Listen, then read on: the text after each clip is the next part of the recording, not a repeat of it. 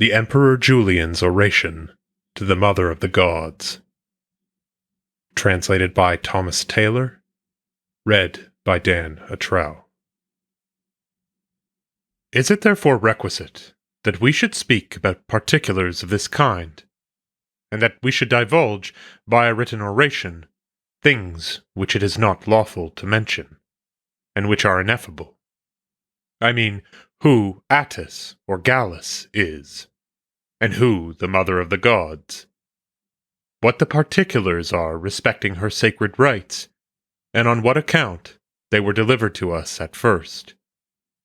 For they were delivered indeed by the most ancient Phrygians, and were first of all received by the Greeks, not indeed indiscriminately, but by the Athenians, after they had learned by experience that they were very far from acting properly in deriding him who performed the orgeia of the Mother of the Gods. For they report that Gallus was injuriously treated and ejected by the Athenians as one who introduced novelties in divine concerns. And this because they did not as of yet understand the properties of the goddess and her agreement with Deo, Rhea, and Ceres. But this injurious conduct was followed by the avenging anger of the god, and an expiation of his wrath. For the priest of the Phrygian god, who becomes the leader of the Greeks in all their illustrious undertakings, exhorted them to appease the anger of the Mother of the Gods, in consequence of which, as they report, a temple was raised to the goddess, in which all the public writings of the Athenians are preserved.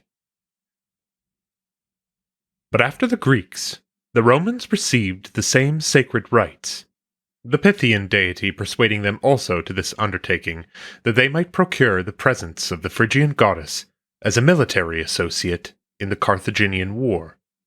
And here, perhaps, it will not be improper to insert the following short history of this affair.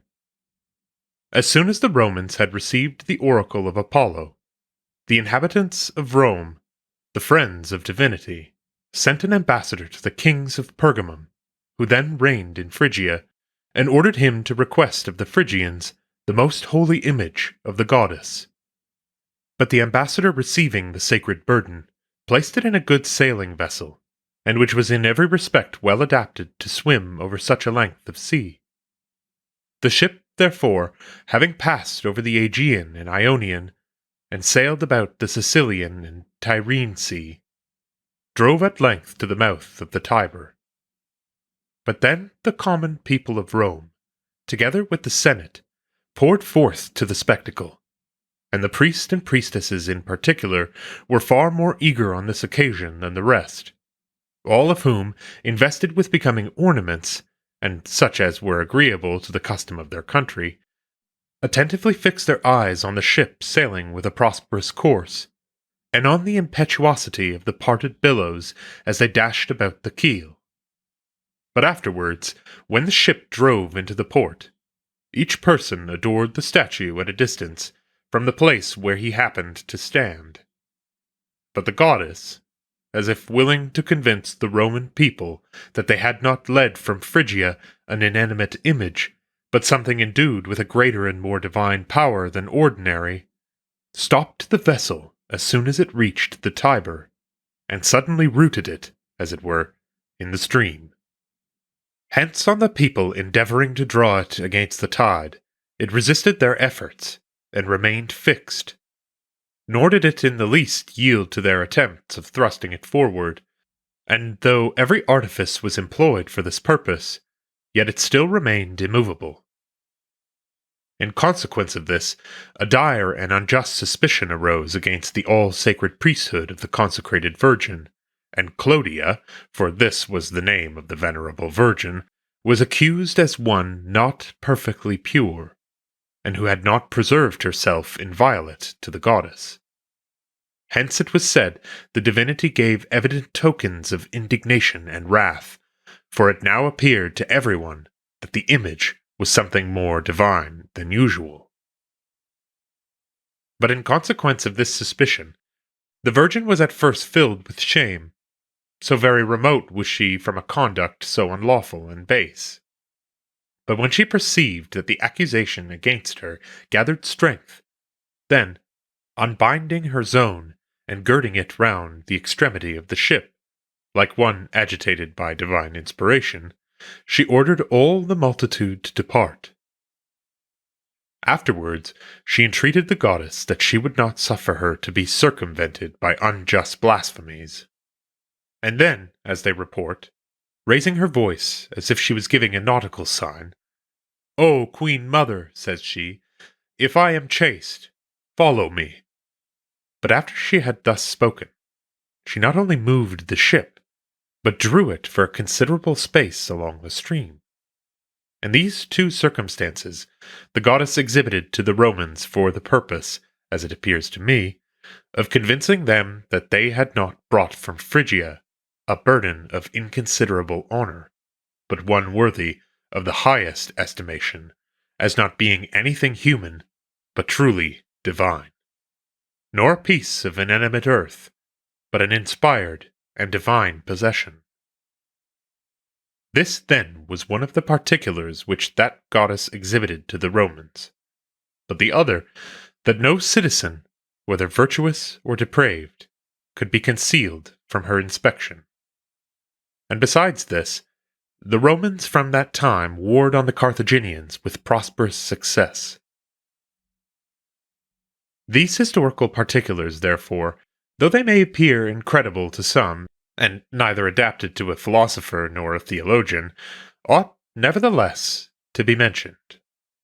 For they are commonly related by most historians, and the representation of them is yet preserved in brazen images in Rome, the most powerful of cities, and beloved by the gods.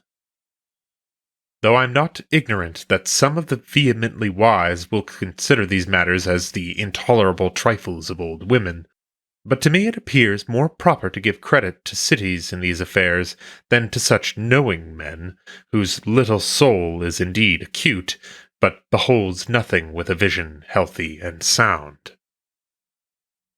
But I hear that Porphyry has philosophized about some of those particulars which I had the intention of discoursing upon during the time in which the sacred rites of the goddess were celebrated.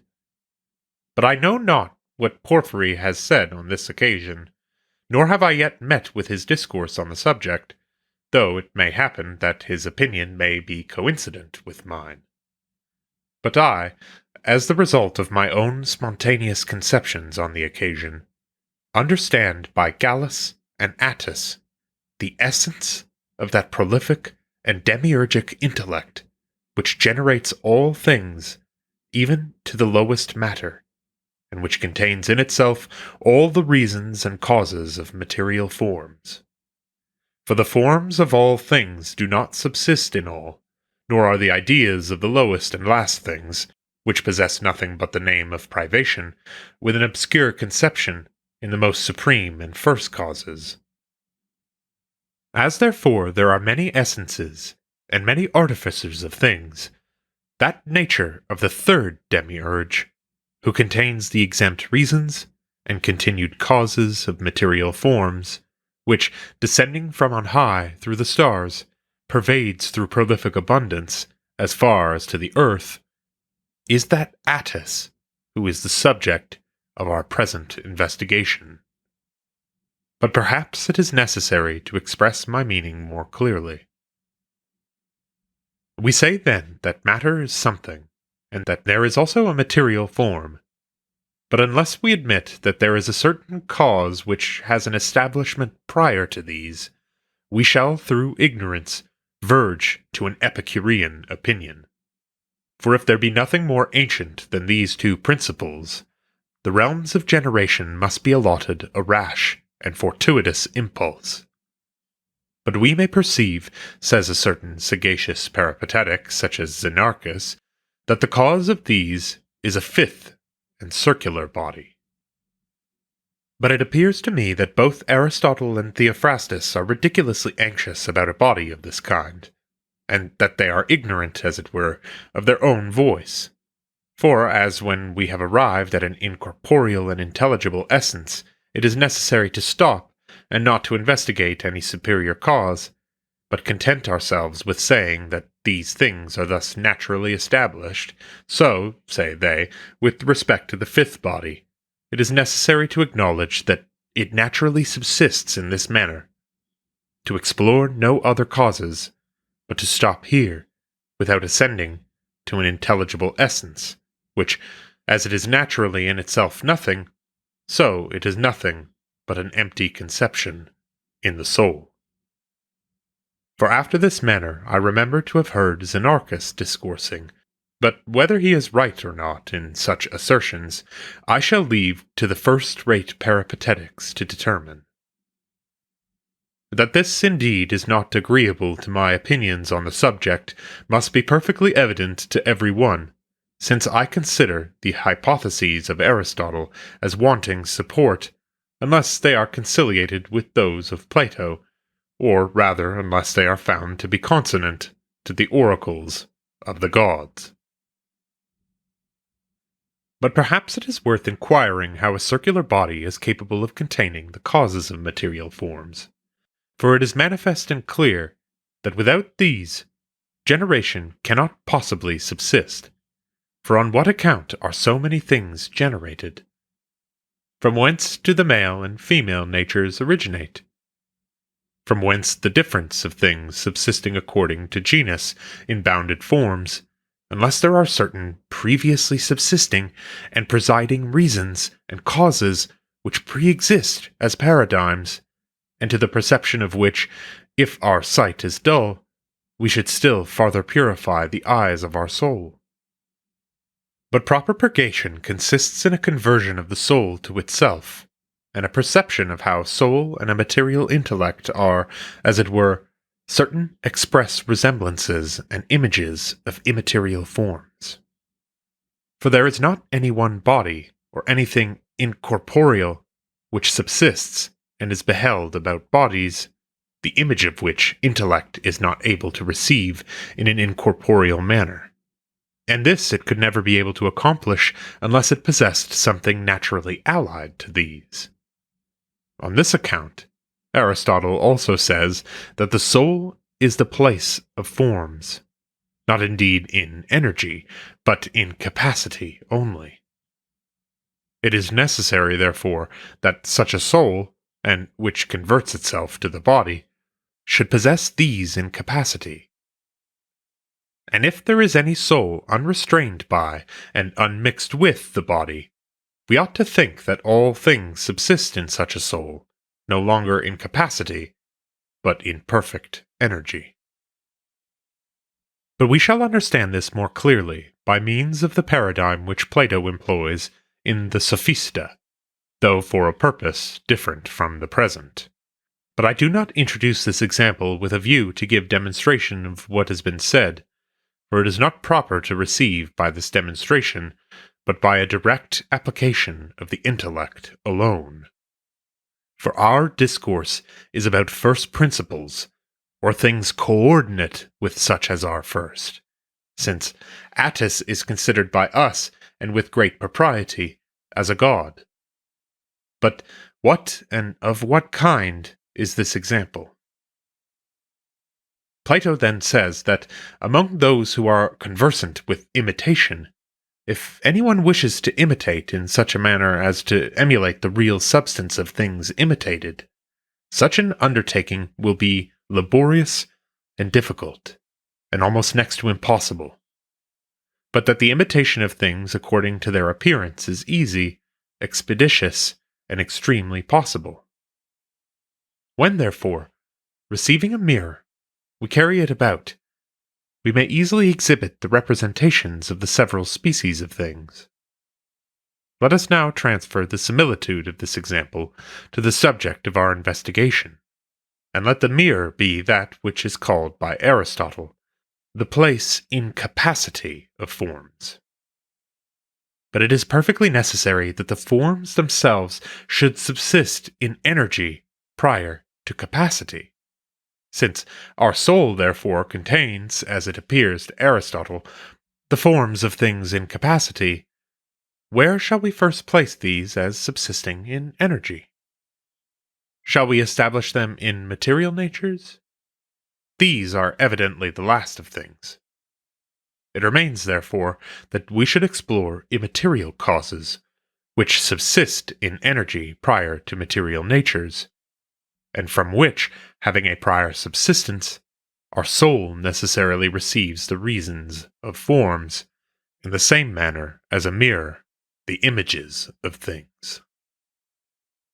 But from hence she imparts them through nature to matter, and to these material bodies.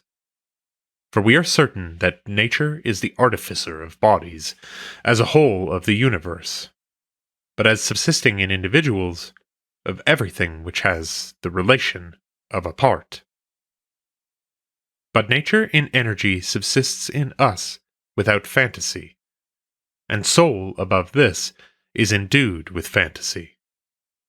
If therefore it be confessed that nature contains the cause of things, which she possesses no fantasy, what by the gods should hinder us from assigning this prerogative to soul by a much better and more ancient right, since we know this very particular in a fantastic manner, and at the same time apprehend it by a reasoning energy? Besides, where is the person so contentious who will allow that material reasons subsist in nature, all indeed in capacity, though not all according to the same energy, and yet will not allow this to soul? If therefore forms subsist in nature in capacity, and not in energy, and likewise subsist in soul, but more pure and distinct, so as that they can be apprehended and known, but yet are by no means in energy, from whence do we derive the firm persuasion of the perpetuity of generation? Or where can our intellect find any stability in arguments respecting the eternity of the world? For a circular body is a composite of subject and form. It is necessary, therefore, that though these are not separate from each other in energy, yet in our conceptions we should consider forms as having a prior and more ancient subsistence. Since therefore it is admitted that a certain preceding cause of material forms, in itself perfectly immaterial, is in subjection to the third artificer of things, who is not only the father and lord of these, but also of the apparent and fifth body. Hence, separating Attis from this deity as a cause descending as far as to matter, we are persuaded that Attis or Gallus is a prolific god. But according to the fable, this god, being placed near the whirling streams of the river Gallus, obtained a flourishing condition of being, and afterwards, appearing beautiful and grand, was beloved by the mother of the gods, who, after she had committed all things to his charge, placed on his head a starry hat. But since this apparent heaven thus covers the head of Attis, is it proper to interpret the river Gallus as signifying the galaxy? For here a passive body is said to be mingled with the impassive circulation of the fifth body, and thus far the mother of the gods permitted this beautiful and intellectual god Attis, who is similar to the solar rays, to leap and dance. But when, in the course of his progression, he arrived at the extremity of things, the fable relates that he came into a cavern and had connection with a nymph, obscurely signifying by this the humid nature of matter. Though indeed, matter is not so much signified here as that last incorporeal cause which presides over matter, for, according to Heraclitus, death is the portion of the humid soul. Such, then, is the intellectual god Gallus, that is, a deity who contains in himself material and sublunary forms, and who associates with the cause presiding over the fluctuating nature of matter. But he does not associate with the nymph as one with another of the same dignity and rank, but after the manner of one falling into matter. Who, then, is the mother of the gods. She is indeed the fountain of the intellectual and demiurgic gods who govern the apparent series of things, or certainly a deity producing things and at the same time subsisting with the mighty Jupiter, a goddess mighty, after one mighty, and conjoined with the mighty demiurge of the world. She is the mistress of all life and the cause of all generation, who most easily confers perfection on her productions and generates and fabricates things without passion, in conjunction with the Father of the universe. She is also a virgin, without a mother, the assessor of Jupiter, and the true parent of all the gods, for receiving in herself the causes of all the intelligible, supramundane gods, she becomes a fountain of the intellectual gods. The mother of the gods, therefore, subsisting after this manner, and who is also called Providence, was inflamed with an impassive love of Attis. For she voluntarily comprehends not only material forms, but much more the causes of these. But according to the fable, this divine providence, which preserves all generated and perishable natures, fell in love with their demiurgic and prolific cause, and exhorted him to generate rather in an intelligible nature, and to be willing to convert himself to her essence, and to dwell with her divinity. And lastly, she commanded him to associate with no other than herself. But her intention in these injunctions was that he might at the time pursue a salutary union, and avoid verging into matter. Hence she ordered him to behold her, as she was the fountain of the demiurgic gods, and this without being drawn downwards, or allured into generation. For by this means, the mighty Attis would become an artificer in a more excellent degree, since in all things conversion to a better nature is more efficacious than a propensity to a worse condition of being. For the fifth body, indeed, is on this account more fabricative and divine than terrestrial natures, because it is more converted to the gods.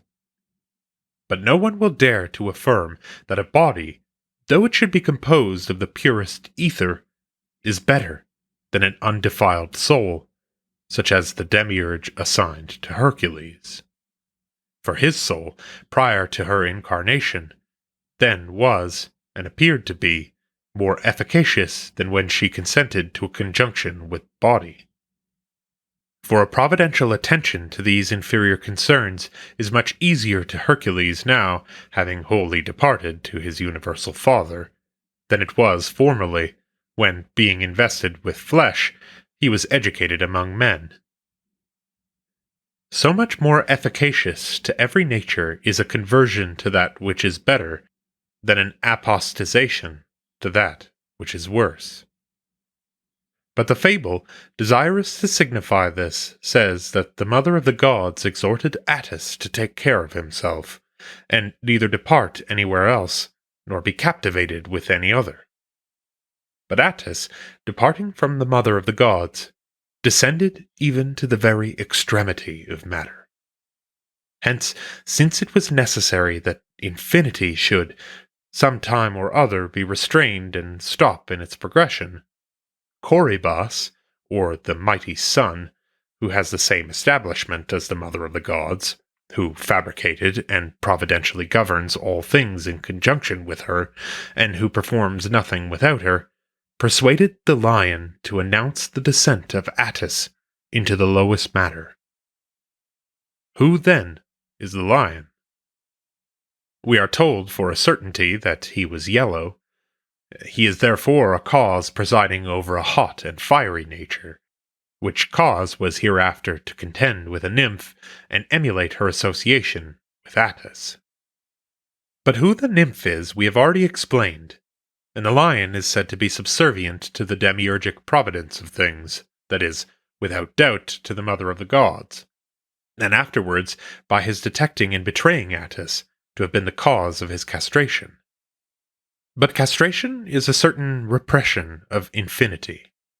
For things in generation are not established in bounded forms, and restrained by a demiurgic providence, without that which is called the insanity of Attis, which, when it departs from measure, transcends all bounds, becomes, as it were, debilitated, and is no longer able to preserve the prerogative of its nature. And it is not irrational to believe that this should take place about the last cause among the gods. Behold, therefore, the fifth body unaltered according to every variation, and terminated by the illuminations of the moon, that this rising and perishing world may be in the vicinity of the fifth body. For in the illuminations of the moon, we perceive that a certain variation and passion takes place. It is by no means therefore absurd to assert that Attis is a certain demigod, for this is the meaning of the fable, or rather he is in reality a god, for he proceeds from the third demiurge, and after his castration is again recalled to the mother of the gods. But as he persuaded himself wholly to verge, he appears to incline into matter. Indeed, he who considers this deity as the last of the gods, but the head of all the divine genera, will by no means deviate from the truth, for on this account the fable calls him a demigod, that it may evince the difference between him and the immutable gods. And the Corybantes, who are the three ruling hypostases of the more excellent genera after the gods, were placed round him by the mother of the gods as his guards. But Attis likewise rules over the lions, who, being allotted a hot and fiery nature, together with the lion, their leader, are indeed in the first place the causes of safety to fire, and through the heat and motive energy derived from thence preserve other natures from decay. Add too that Attis spreads himself round the heavens, which covers him like a tiara, and tends, as it were, from thence to earth. And after this manner does the mighty Attis present himself to our view, and from hence the lamentations for his long departure, and concealment for his vanishings and falling into a cavern arise. But the time in which his mysteries are performed sufficiently evinces the truth of what I have here advanced. For they say that the sacred tree should be cut down on the very day when the sun arrives at the extremity of the equinoctial arch, that on the following day the sounding of the trumpets should take place, that on the third day the sacred and arcane fertile crop of the god Gallus should be cut down, and that after all this the Hilaria and festive days should succeed. That this excision, therefore, which is so celebrated by many, is nothing more than a repression of infinity, is evident from this ceremony commencing when the mighty sun has arrived at the equinoctial circle, in which place his course receives the greatest circumscription.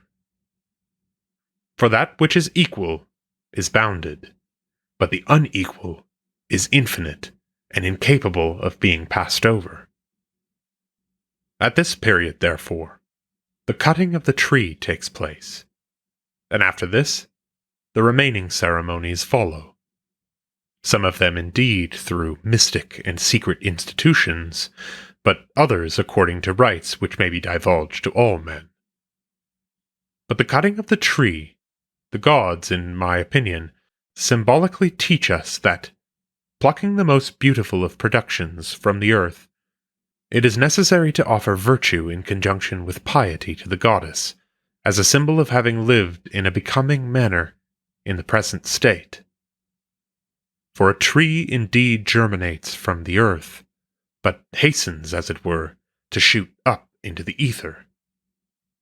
It is likewise beautiful to behold, affords a cool shade in the heats of summer, sends forth fruits from itself, and liberally bestows them on mankind, through the abundant fertility which it possesses.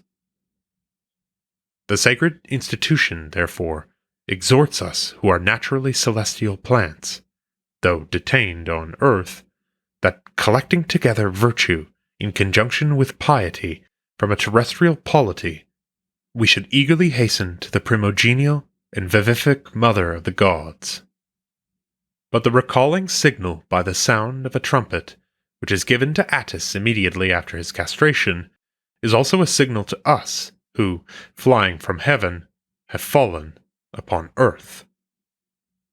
But after this symbol, King Attis stops his infinity through the castration, and the gods by this means exhort us also to cut off the infinity of our nature, and hasten back again to that which is bounded and uniform, and, if possible, to the One itself, after which, when perfectly accomplished, it is proper that the Hilaria should succeed. For what can be more joyful?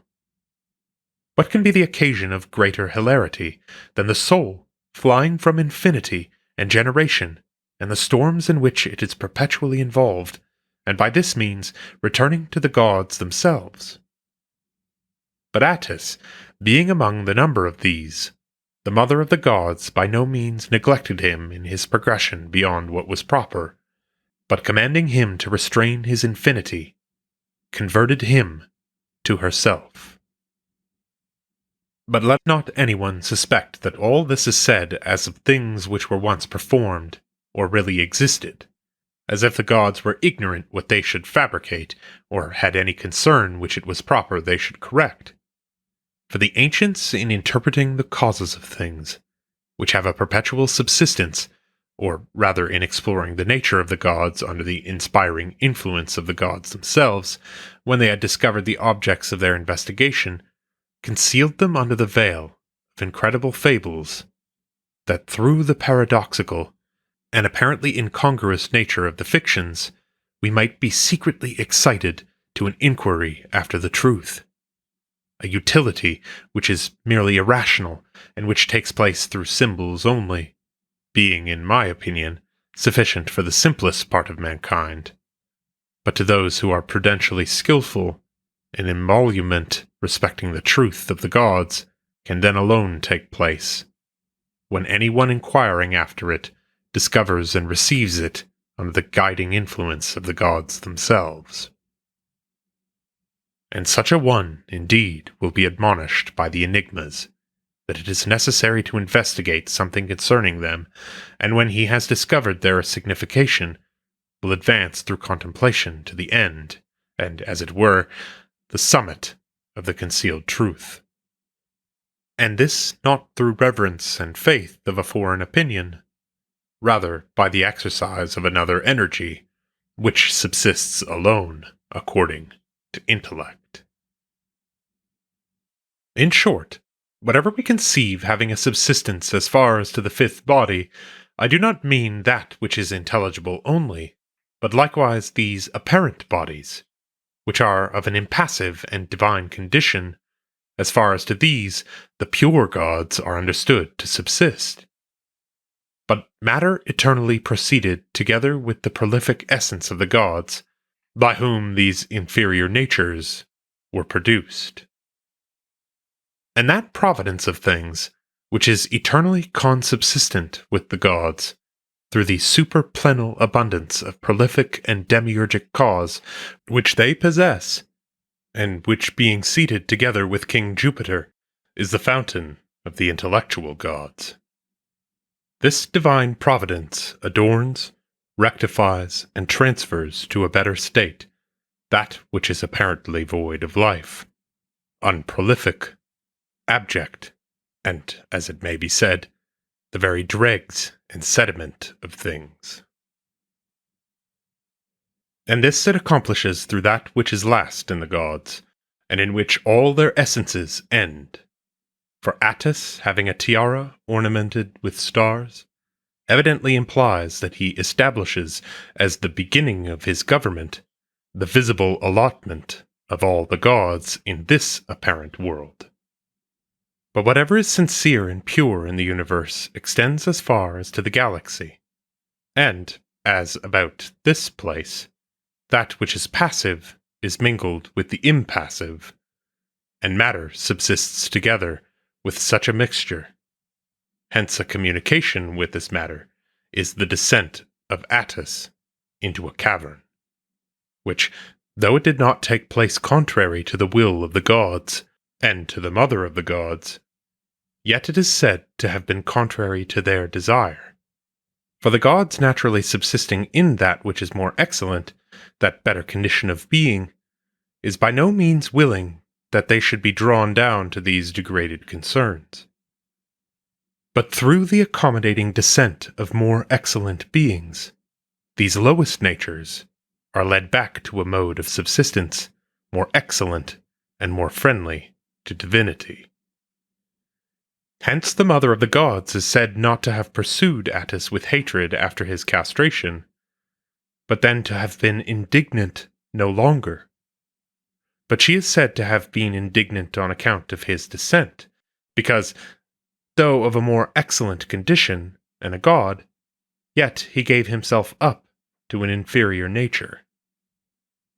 But the goddess repressing the progression of his infinity, and adorning that which was unadorned, through sympathy with the equinoctial circle, where the mighty sun governs the most perfect measure of bounded motion, willingly recalled the god to herself, or rather, she retains him perpetually with herself.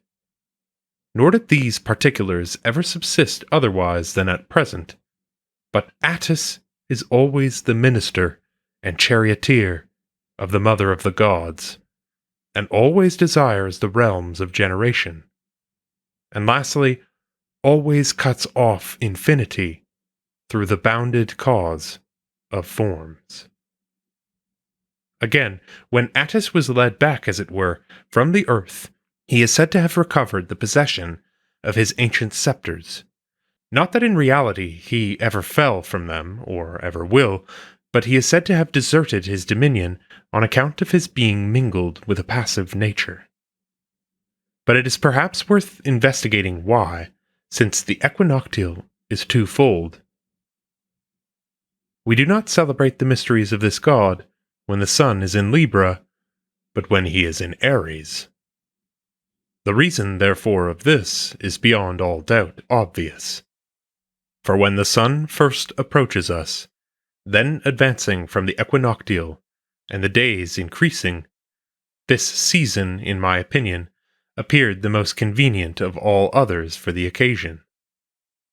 And indeed, without having recourse to the reason, which asserts that light is the domestic associate of the gods, I can readily believe that the reductorial rays of the sun are aptly accommodated to those who hasten to be liberated from the realms of generation. But consider this affair clearly as follows. The sun draws all things from the earth and calls them upward with a resuscitating and wonderful heat, separating bodies, as it appears to me, as far as the most exquisite subtlety, and elevating things which are naturally born downwards. But all such effects as these are arguments of his unapparent powers. For how is it possible that he, who through corporal heat can produce such effects in bodies, should not much more draw upward and lead back again fortunate souls through an unapparent, perfectly incorporeal, divine, and pure essence established in his rays? Hence, since it appears that this light is allied to the gods, and to such as hasten to return from whence they fell, and a light of this kind is increased in our world, so that the day is longer than the night, when the royal sun begins to proceed through the ram. Hence the naturally reductorial power of the rays of the god is shown by his apparent and unapparent energy, through which a great multitude of souls are led back again by following the most splendid and eminently solar form of the senses. For the sense of sight is celebrated by the divine Plato as not only lovely and useful for the purposes of life, but as a leader in the acquisition of wisdom.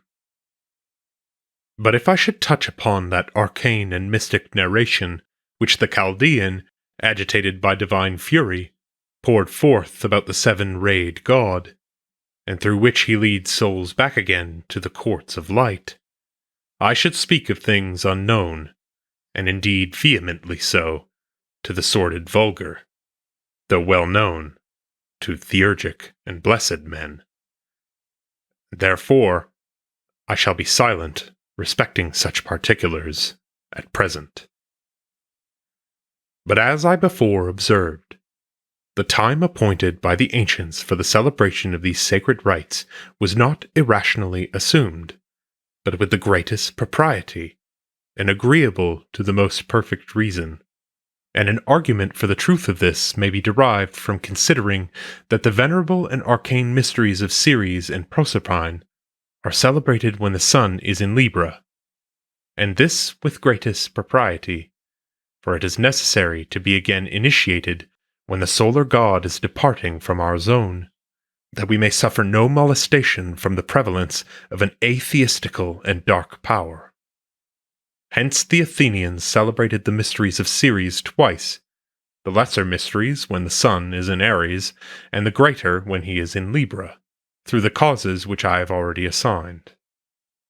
But it appears to me that they were called greater and lesser on other accounts, but especially for this reason, because it is more proper to celebrate these mysteries when the god is departing from, rather than when he is approaching to, our zone.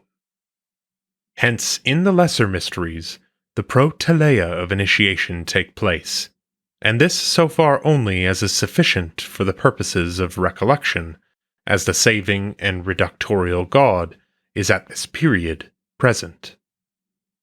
But a little after this, continued lustrations and the performance of holy ceremonies belonging to the sacred mysteries succeed. But when the god departs from us to the region of the Antichthones, then the very summit of the mysteries receives its consummation. But see how, as in the mysteries of Gallus, the cause of generation is cut off, so among the Athenians those who are concerned in the arcana are perfectly holy, and the Hierophant who presides over these entirely abstains from all generation, as one to whom a progression into the infinitive by no means belongs, but an essence bounded and perpetually abiding, contained in one, undecaying, and pure. And thus much may suffice respecting particulars of this kind. It now remains that we investigate the sanctity and lustrations belonging to the mysteries of Gallus and the Mother of the Gods, that if we should find anything in these pertaining to our hypothesis, we may transfer it from thence. But this, in the first place, appears ridiculous to everyone, that the sacred law permits in these mysteries the feeding on flesh, but prohibits the use of vegetables. For are not the latter deprived of, but the former endued with soul? And is not flesh full of blood and many other things which both the sight and hearing cannot easily endure? Is not this, too, the greatest argument in favor of vegetables, that injury to no one results from their use? But no one can feed on flesh without the slaughter of animals, the execution of which must necessarily be attended with affliction and pain. Such are the objections which may be raised by many, and those not of the vulgar of mankind. And these very particulars are now derided by the most impious. For, say they, in these rites, the stalks of pot-herbs may be eaten, but the roots must be rejected, as likewise turnips. And again, figs are allowed, but pomegranates and apples are not permitted to be eaten. As I have often heard many murmuring about particulars of this kind, and have myself formerly started the same objections, I alone among all men seem to owe the tribute of thanks to all the gods, but especially to the Mother of the Gods, not only on the account of her beneficence toward me in other affairs, but for her goodness in not neglecting me as one wandering in darkness, but in the first place commanding me to cut off, not indeed from my body, but from the irrational impulses and motions of my soul, whatever is considered as superfluous and vain by the intellectual and presiding cause of our souls. And in the next place, establishing in my intellect certain reasons which are perhaps not perfectly abhorrent from the true and holy science concerning the gods.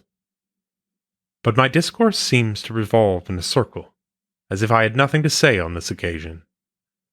This, however, is far from being the case, for in running through the several particulars, I am able to exhibit clear and manifest causes why it is not lawful to feed on those vegetables which the sacred institution prohibits. And this I shall very shortly accomplish. But at present it is better to propose, as it were, certain formula and rules, by following which we may be able to form a judgment of any particulars, which, through the haste of composition, may have escaped our attention. And in the first place, it is necessary briefly to call to mind the account which we have given of Attis and his castration, and the meaning of the symbols which take place after his castration as far as to the Hilaria, together with the intention of the sacred lustrations. Attis, then, has been said by us to be a certain cause and divinity who proximately fabricates the material world, and who, descending even to the extremity of things, is at length stopped by the demiurgic motion of the sun, when the solar god arrives at the extreme bounded circumference of the universe, and which, from its effect, is called the equinoctial circle. But we have said that castration is the restraining of infinity, which takes place no otherwise than by a revocation and immersion to a more antient and primary cause. But we consider the elevation of souls as the ultimate design of lustration. These sacred rites, therefore, do not permit us, in the first place, to feed on seeds which decline towards the earth. For earth is the last of things into which evil, according to Plato, being impelled, perpetually revolves, and the gods in the oracles everywhere denominate it dregs, and continually exhort us to fly from thence.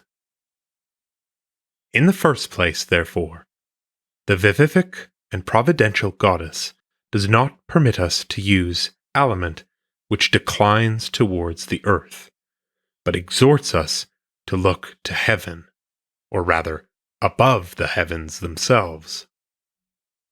There are some indeed who feed on one kind of seed only, that is, on beans, which they consider as not ranking among seeds any more than pot herbs, since they naturally rise upward and are straight, and do not drive their roots in the earth, but are rooted in the same manner as the fruit of the ivy depends from the tree, or that of the vine from the reed.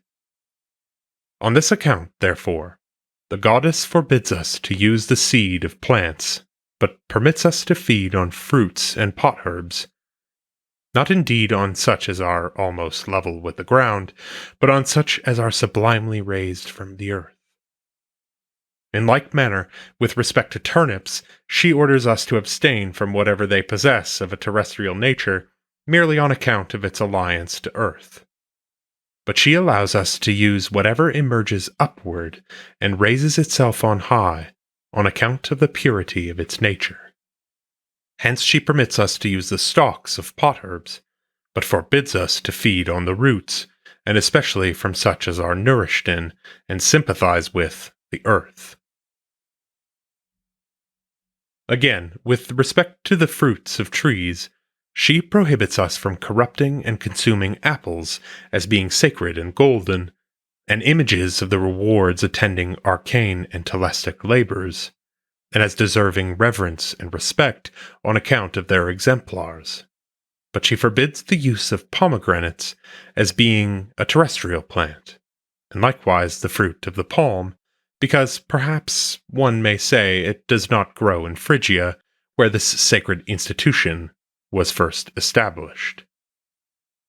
To me, however, the prohibition seems rather to arise from its being a plant sacred to the sun, and of an undecaying nature, and that on this account it is not assumed in the purifying rites for the nourishment of the body.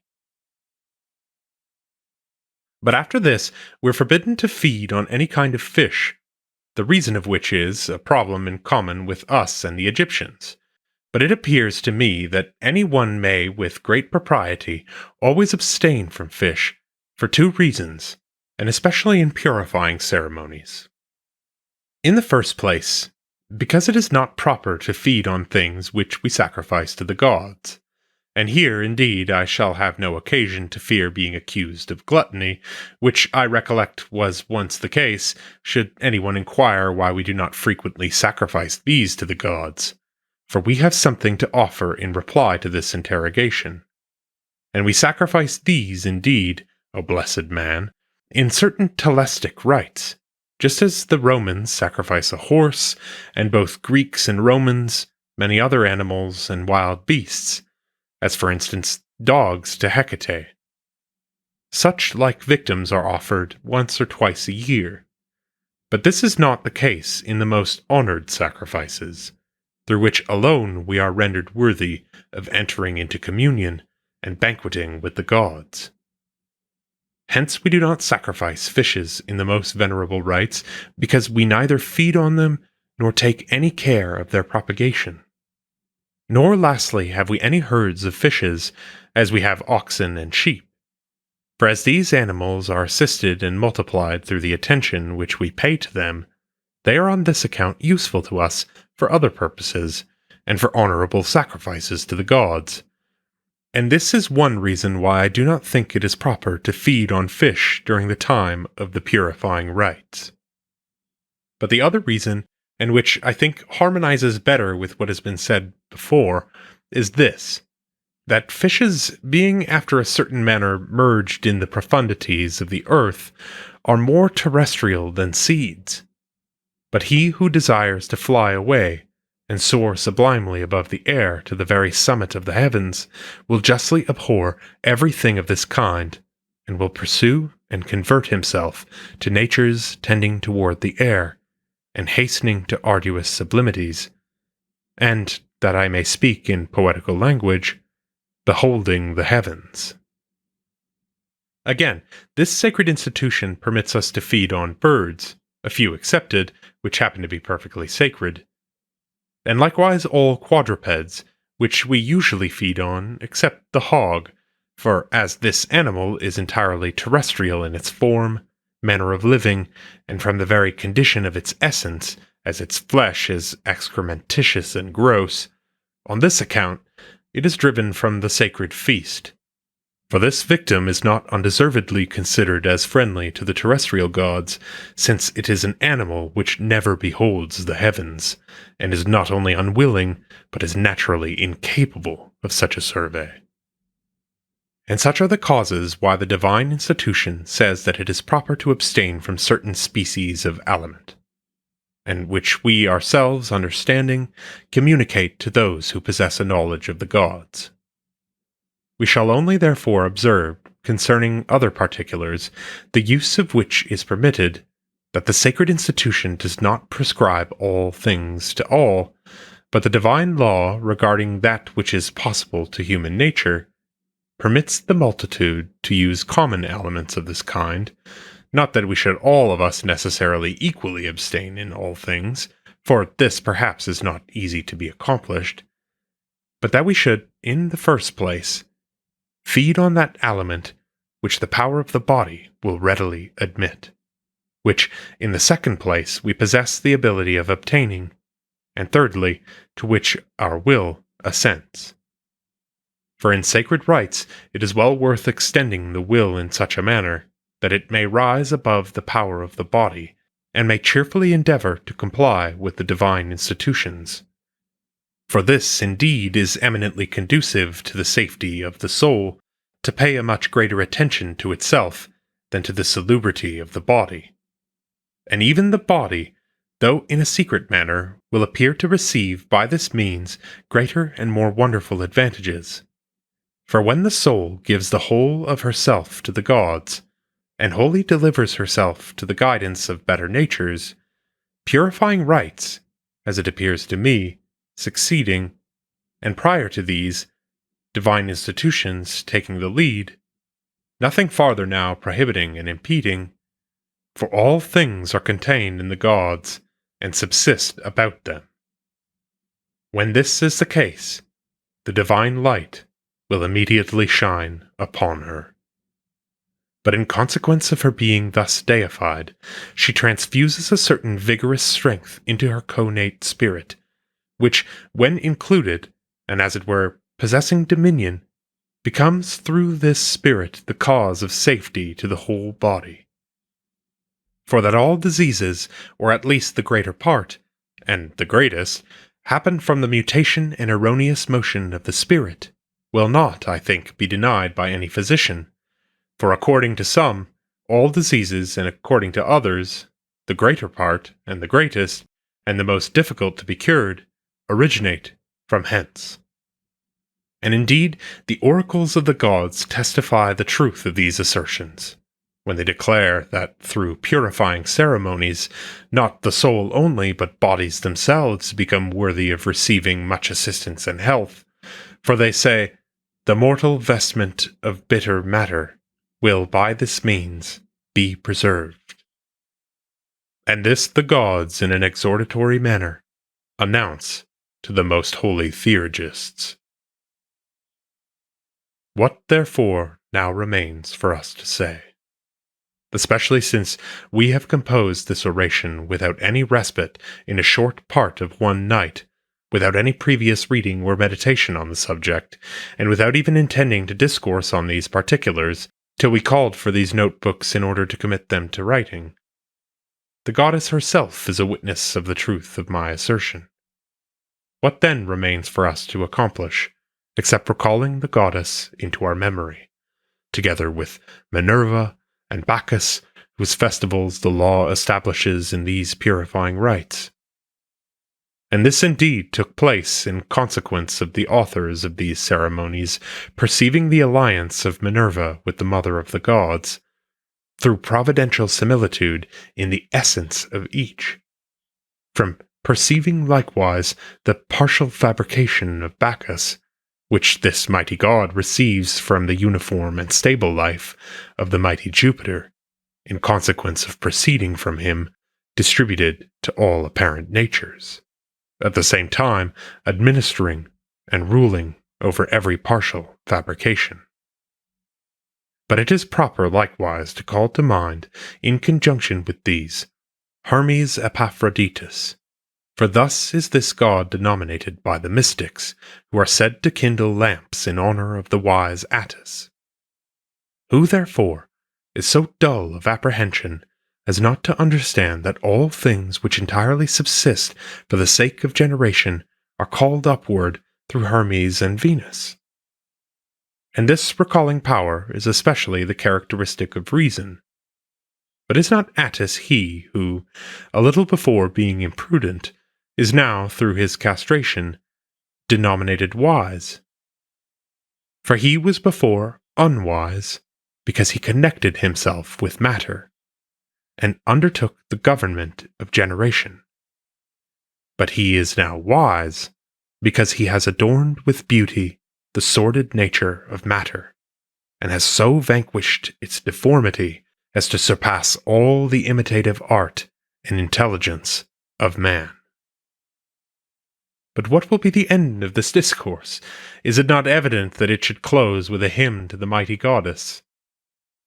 A mother of gods and men, O assistant and partner in the throne of mighty Jupiter, O fountain of the intellectual gods, O thou whose nature concurs with the uncontaminated essences of intelligibles, and who, receiving a common cause from all intelligibles, dost impart it to the intellectual natures. Vervaeke goddess, counsel and providence, and the fabricator of our souls, O thou who didst love the mighty Bacchus, who didst preserve the castrated Attis, and when he had fallen into the cavern of earth, didst again lead him upward to his pristine abode.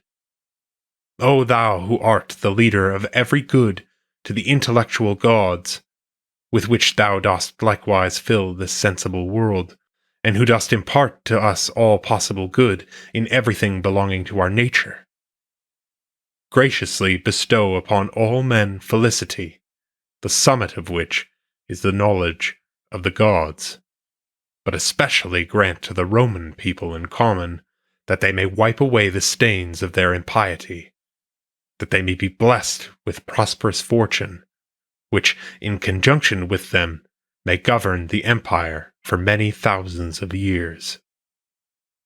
But with respect to myself, may the fruit of my cultivation of thy divinity be the possession of truth in teachings concerning the gods, perfection in theurgy, in all the actions which I undertake, both political and military, virtue in conjunction with good fortune, and lastly, a departure from the present life without pain, and attended with glory, together with good hope of a progression to thy divinity. End of the Emperor Julian's Oration to the Mother of the Gods. Translated by Thomas Taylor. Read by Dan Attrell. If you'd like to support more work such as this, please visit patreon.com/themodernhermeticist. And above all, thank you for listening.